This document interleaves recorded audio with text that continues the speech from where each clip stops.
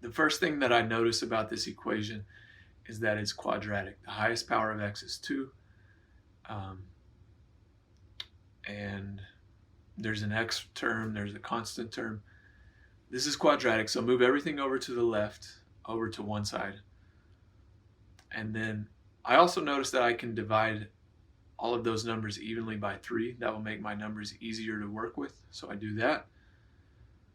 And then I'm going to use a quadratic algorithm to solve this. So I'll take, remember to get the average of the two roots, the two solutions, you take negative b over 2. b here is 1, so I get negative 1/2.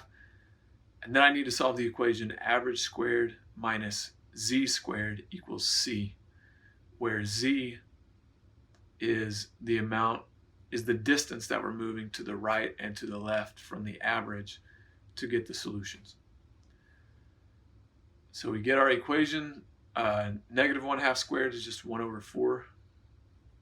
Remember, you multiply fractions straight across.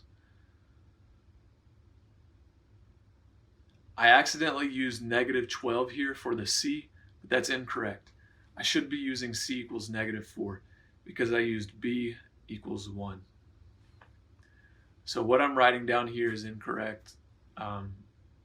The steps are good. I'm just using the negative 12 instead of the negative 4 that I should be using. So I'll go back and correct that later.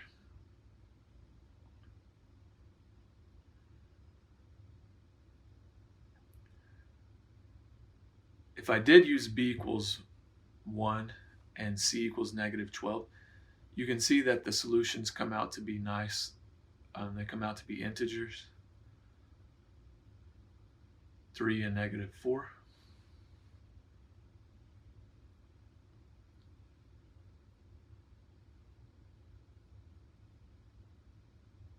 Once I realized that I should be using negative 4 for c instead of negative 12, I could just go back in and fix the mistake that I had made. So if you use negative 4 instead of negative 12, you see that in that numerator, instead of 49, you get 17. So when you take the square root, instead of a nice integer 7, you're just left with the square root of 17. So the fractions won't reduce nicely like they would if you use the incorrect number for c, negative 12. But that's okay. Those are the actual answers. So when I write down these answers, I won't be able to combine the fractions nicely, at least not the two numerators. Negative 1/2 plus root 17 over 2. If I combine that into one fraction, I wouldn't be able to combine the negative 1 and the positive root 17. And I'm just leaving them separate. This is an exponential equation. The variable is in the exponent. So I could use natural logarithms or any logarithm to solve this. But notice that 16 is 4 squared. So there's a quicker way for me to do this. If I substitute 4 squared for 16, 4 squared raised to the x power just gives me 4 to the 2x.